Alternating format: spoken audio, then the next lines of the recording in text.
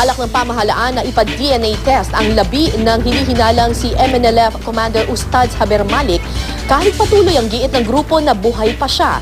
Tiwala naman si Pangulong Aquino na mahuhuli rin ang founding chairman ng MNLF na si Nur Miswari. May news to go si Tina Panganiban Perez. Tina. Tapos na ang bakbakan sa Zamboanga City, pero ang tanong kung nasaan na si Ustadz Jaber Malik hindi pa rin nasasagot. At wala ring tiyak na sagot si Pangulong Aquino nang makaharap naming mga taga-media rito sa Brunei kagabi. Ayon sa Pangulo, may mga labing nakita sa Zamboanga, pero may isang nakahiwalay sa isang kwarto na binalot at nilagyan ng koran at pistol na nakatawag ng pansin ng mga otoridad. Iba kasi ang pagtrato sa bangkay na ito kumpara sa ibang labing nakitang magkakasama sa kabilang kwarto. Ang bangkay na binigyan ng espesyal na pagtrato, may ID raw ni Malik. Pero di ito makilala dahil namamagana raw ang katawan. Kaya balak ng pamahalaan na ipa-DNA test ito. Tiniyak ng Pangulong may gamit tayo para rito. Pero maliban sa matagalang proseso na nangangailangan ng 2 linggo, kailangan ding maghanap ang pamahalaan ng kamag-anak ni Malik na pwedeng pagkumparahan ng DNA.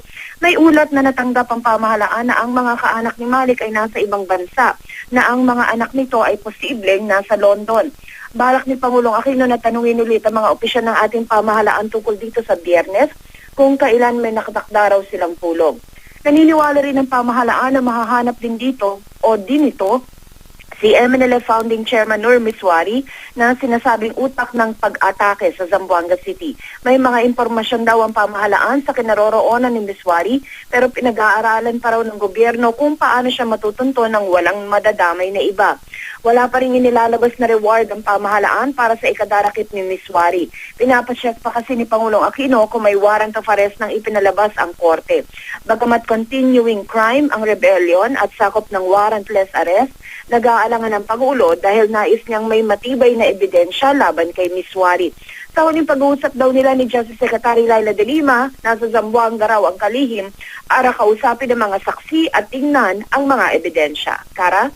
Maraming salamat, Tina Panganiban Perez, nag-uulat mula sa Brunei.